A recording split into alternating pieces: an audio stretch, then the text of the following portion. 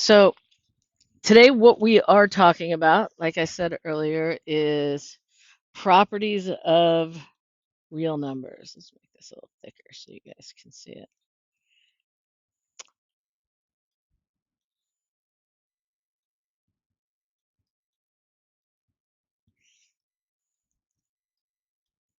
All right, let's see how that works.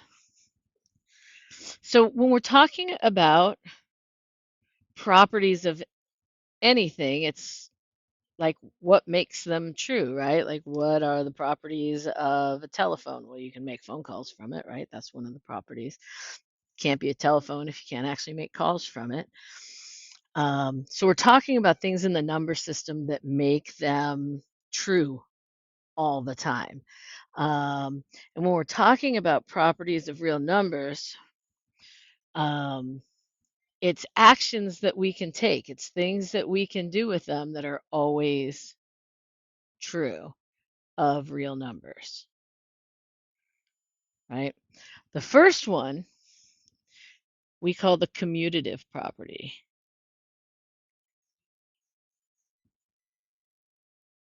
Commutative, right? And what the commutative property says is that I'm going to give you an addition example and then I'll give you a multiplication example of each of these where I can. The commutative property says that if I have A plus B, it is the same, it is equal to B plus A, right? So if I have any two real numbers and I add them together, it doesn't matter what order I'm adding them, I'm always going to have the same answer, right? We know that if I have 3 plus 5, that's going to equal the same thing as 5 plus 3, right? And that's all commutative is. It says it can work in either direction. And that is true when we talk about multiplication too. If I have A times B, it's going to be equal to B times A. And if you think about that in terms of the same numbers, if I have 3 times 5, that'll equal 15. But if I have 5 times 3, that'll also equal 15. So it's not a super complex thing to take in, right? You guys all kind of know that instinctively, right? These are just the rules that describe it. And sometimes they do get more complicated as we go, but if you break it down to the basics, we're just saying that if you add two things, it doesn't matter what order you add them in. You're going to get the same response. Same thing with multiplication. The next property we have is associative.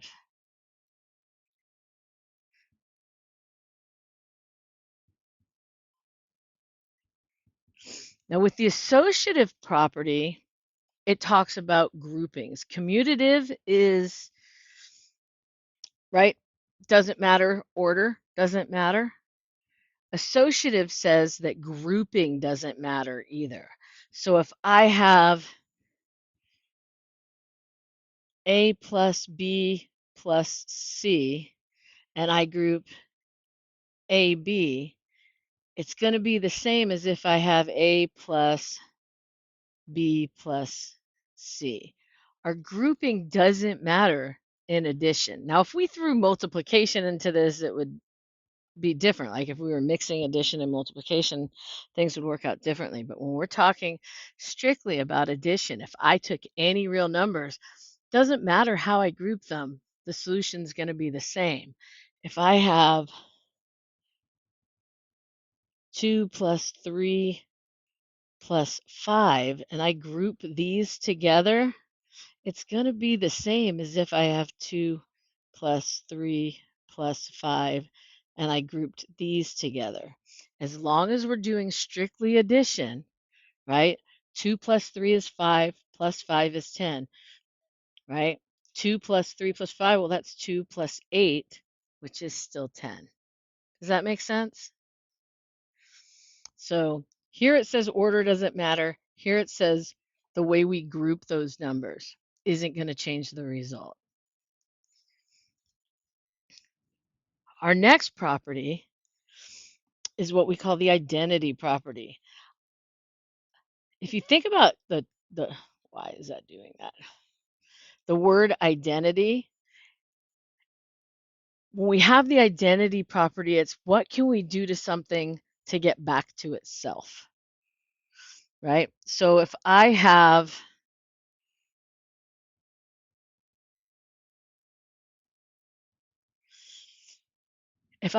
A plus something and I need it to equal A, what can I add to it to make it equal itself?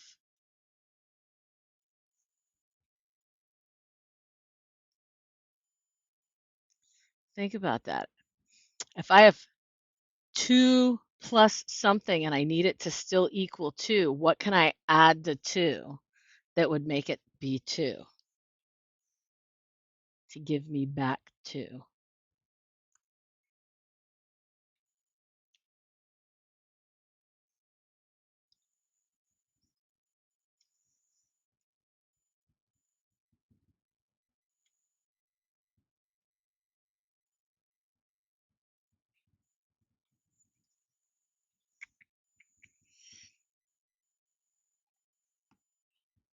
Yeah, Linda, right? If I add 0 to 2, I get 2 back.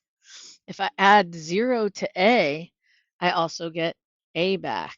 So when we're talking about addition and identity, it's just adding by 0, right? What about multiplication? What if I had A times something and I needed to get A back? What would I multiply to get A back?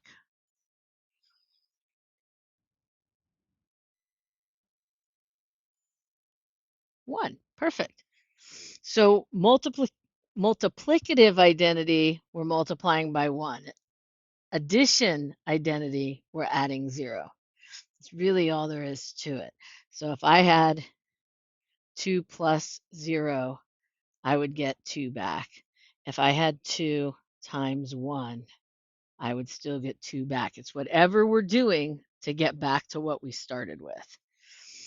Um, you know what? I didn't do a multiplicative for the associative, but it's the same. If I have A times B times C, it's the same as if I had A times B times C, right? Groupings don't matter.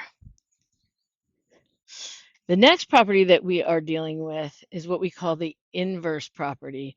And you'll hear inverse used a lot in math. And generally, what it is an undoing of something, right? The inverse is the opposite. So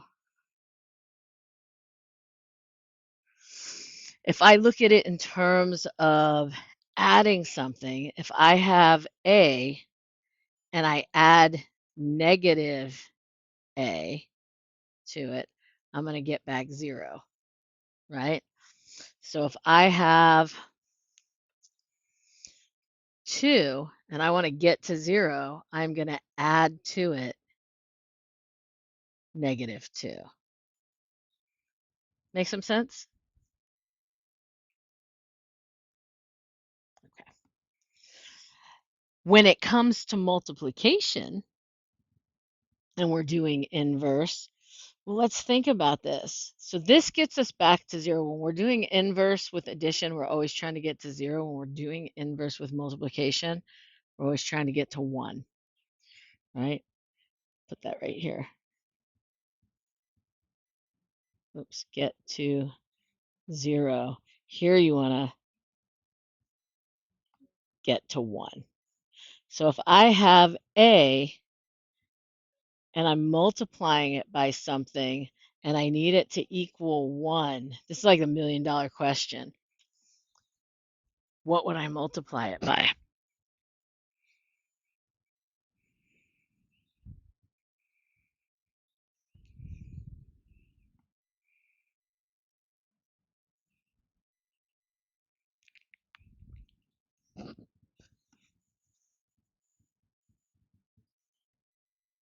This is a tougher one. When it comes to multiplication, you're going to want to think about fractions a little bit, right? If I have 2 and I need to get back to 1, I would multiply it by 1/2. So if I have A and I need to get back to 1, I would multiply it times 1 over A. Because if you think about that, A times 1 gives me A over A, and anything over itself equals 1. So if we do that in terms of numbers, we'll use 2 again. If I have 2, and I need to multiply it times something to equal 1, I'm going to multiply it times 1/2, right? And so when someone's saying find the inverse of something, if it's a multiplication problem, you're trying to, the inverse will be whatever that thing is that gets you back to 1. If it's an addition problem, the inverse is going to be whatever that thing is that gets you back to 0. Um, and when we're looking at things in math and they ask you for the inverse, it always means we're undoing whatever's been done to it. Does that make some sense? We'll look at some problems. Those are the only, oh, I almost forgot the most important property of all. I was ready to move on already, and I haven't done a, gosh, come on. And I did not do the last property, the one that you guys will use a lot in this class, which is the distributive property.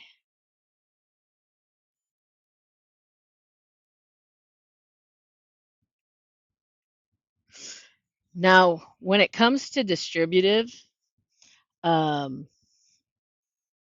multiplication and addition are together. And what it says is that if I have a number times a grouping of numbers, right? I'm going to get A times C. Oops, A times B. I can't write anymore.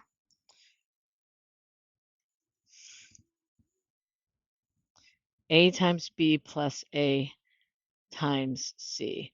And I think you guys have seen that before where you've got it on the outside and you multiply it times the first part, which is A times B, and then you multiply it times the second part. So if I have, say, 2 times 3 plus 4, right? I can multiply that 2 times 3, and I would get 6. And then I could multiply the 2 times 4, and I would get plus 8. And my answer would be 14. Do you guys remember that? You used it when you were foiling. Now, normally you wouldn't have 2 numbers in there, but, or you'd add those numbers first, just because, order of operations. But do you get the general gist of distributive? Do you guys remember that from Algebra 1?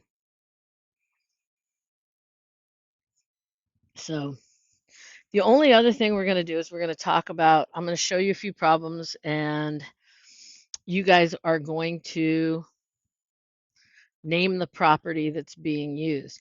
Everyone needs to answer because you will get points, you will get credit for doing this in the chat box. Those who do not will not get points, right? Unmakeupable. So the first problem, let's do it as like an A-B thing. We'll do 2 problems. You guys will put in what you think they are in order. Don't put them in yet until I get both problems written down. We're going to go 9C plus 0 equals 9C. And the other one we'll do is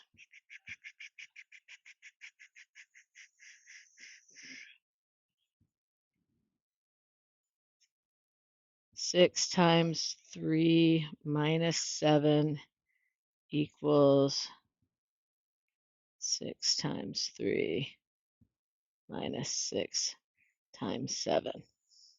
So your job is just tell me what the two properties are, both at the same time. Put them into the chat box, right or wrong. Take a shot at it, um, so that I can give you guys participation credit, and uh, and then I will let you guys go and work on your delta math.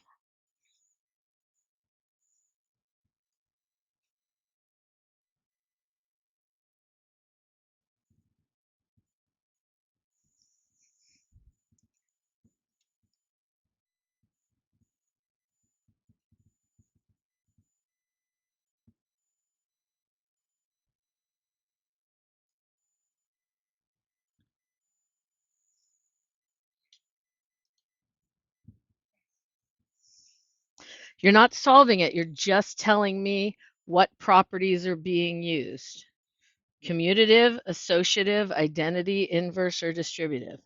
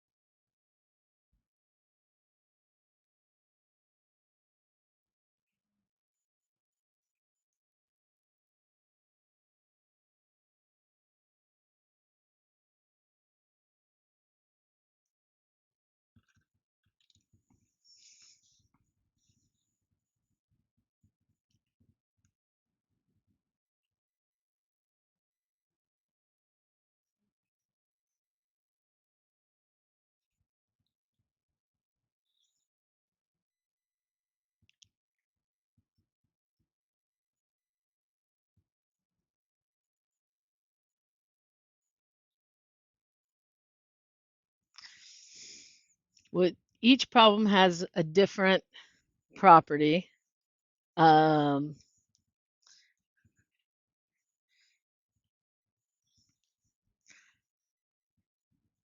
Nobody's gotten both of them right yet. Some of you got one right.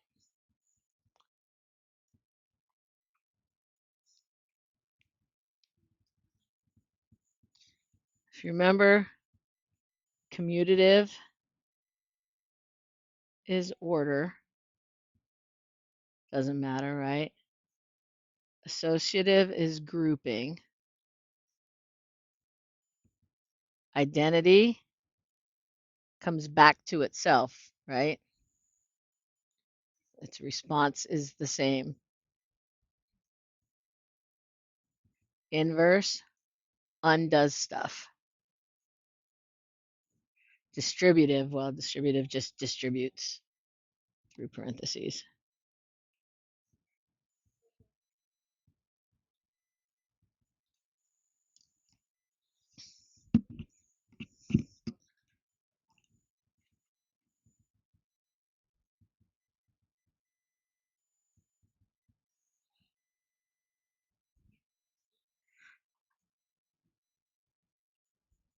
All right, I'm going to give it like 20 more seconds. Then I'm going to cut you guys off for points on this one if you haven't put anything in.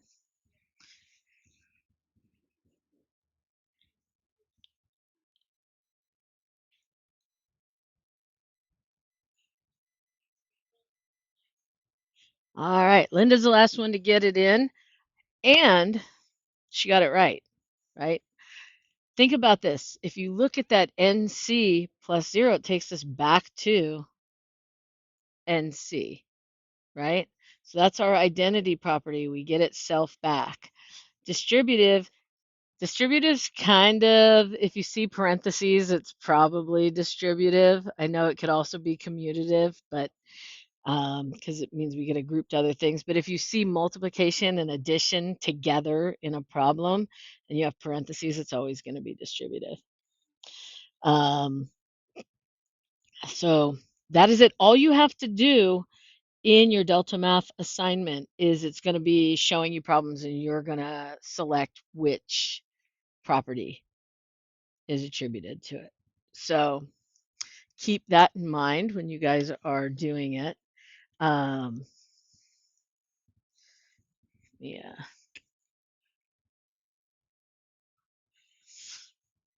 So that is all I really have for you guys today.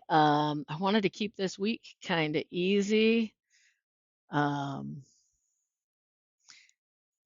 hey Nathan, say hi. Hi. I know you've been in a whole different conversation this whole time. Like I could see you laughing when nothing was funny.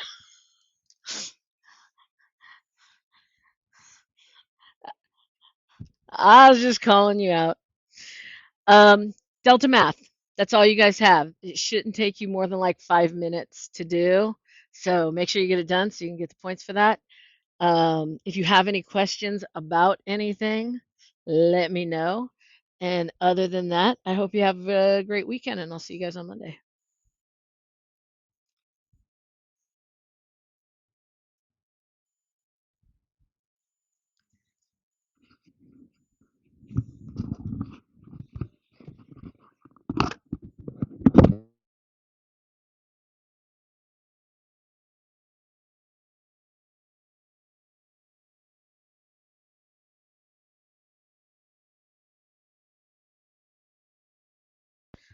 Jacob, you can go now. You're already being marked absent.